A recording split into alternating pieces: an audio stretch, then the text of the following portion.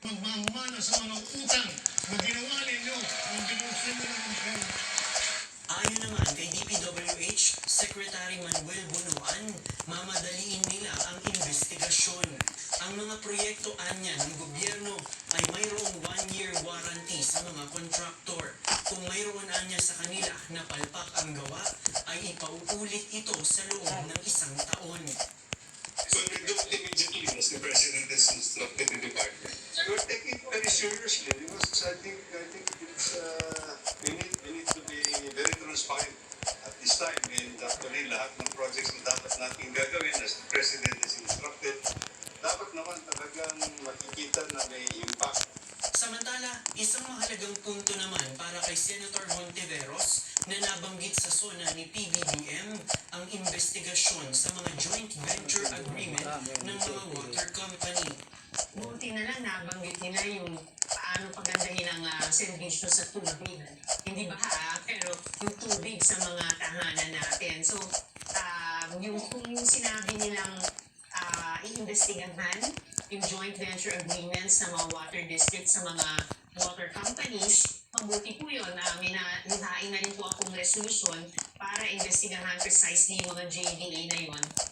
Kaya ginagawa ng ngayon ang mga mabisang hakbang laban sa palpak na serbisyo ng mga water district at kanilang mga joint venture partners. Ilan naman sa mga puntong hindi nabanggit ni PBBM na inaasahan sana ng mambabatas ay ang paglalagom sa 3 taong panunungkulan ng Pangulo o kalahati ng kanyang termino.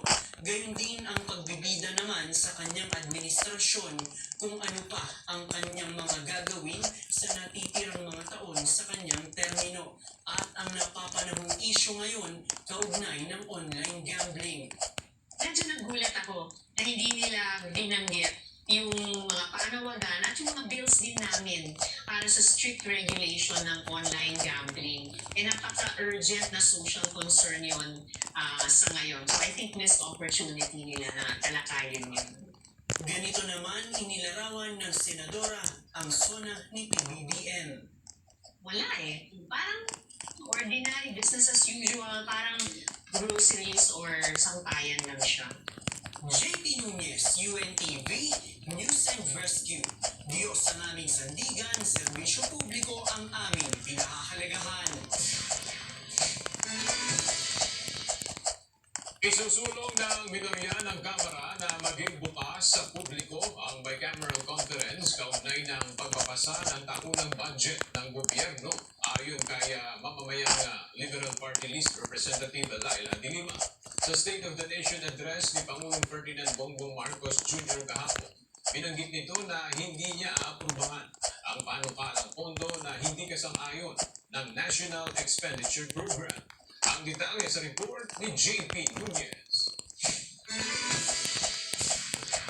Most corrupt budget ang 2025 national budget para kay mamamayang Liberal Party List Representative Laila De Lima dahil sa mga kontrobersiyang nakapaloob dito.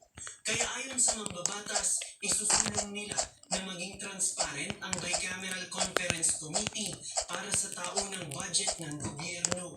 Sa BICAM, pinagtatagpo ang bersyon ng budget ng mababang kapulungan ng Kongreso at ng Senado upang pag-isahin bilang Proposed National Budget o General Appropriations Act. In fact, we are planning to really file a resolution. Some of us already in the opposition. Meron na ako nakitang umikot na draft na resolution about that. Yung open BICAM, dapat may transparency. Tsaka rin i-report detalyado. Ano yung mga binago doon sa BICAM level.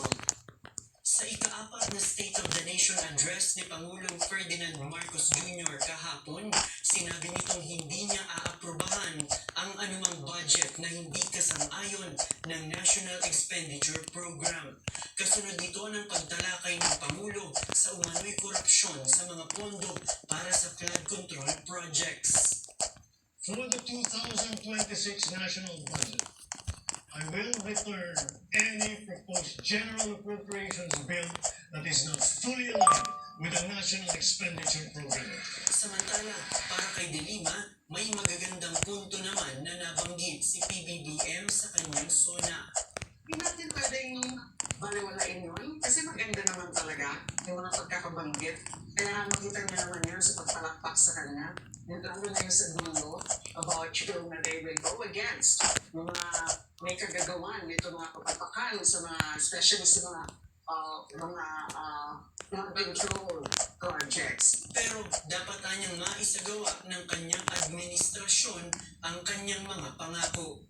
Pero kailangan, kasi mo, kailangan ipakita talaga niya at saka ang kanyang administrasyon na seryoso sila doon sa mga binitawan niyang salita.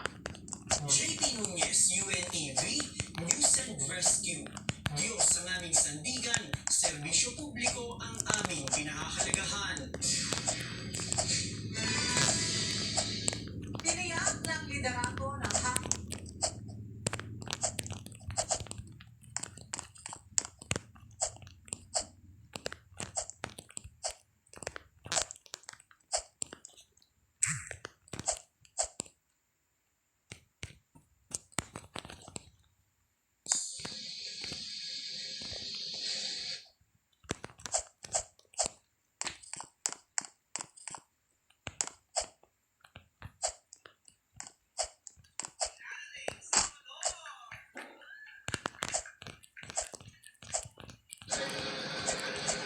Okay mga kababayan, mga analyze, good morning. Andito ko tayo sa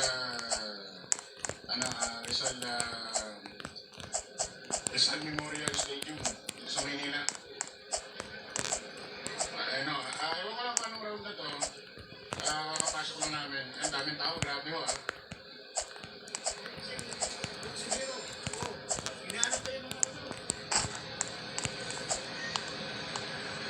Grabe, punong-puno ho yung Rizal Memorial Stadium dito. Ayun o, ang daming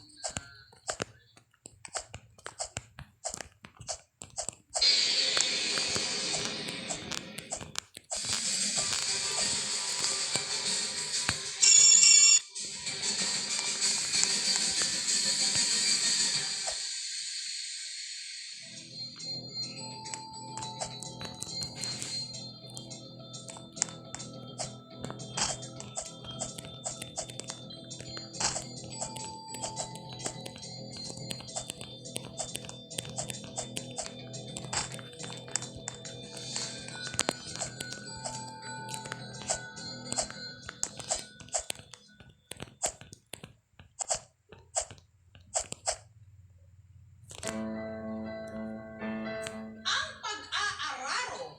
Mabigat na trabaho. Kailangan ng malalaking bisig.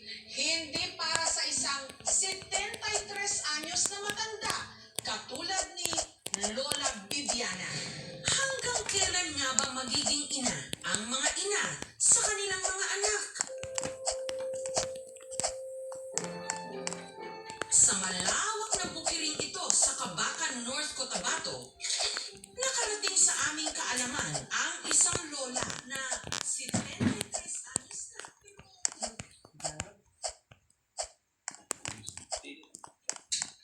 Pag-aararo.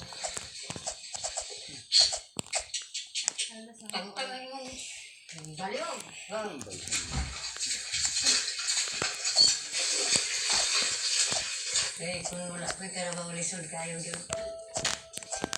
Bakit nga ba magpahanggang ngayon? Kayod kalabaw pa rin ang mga inang katulad ni Lola Bibiana.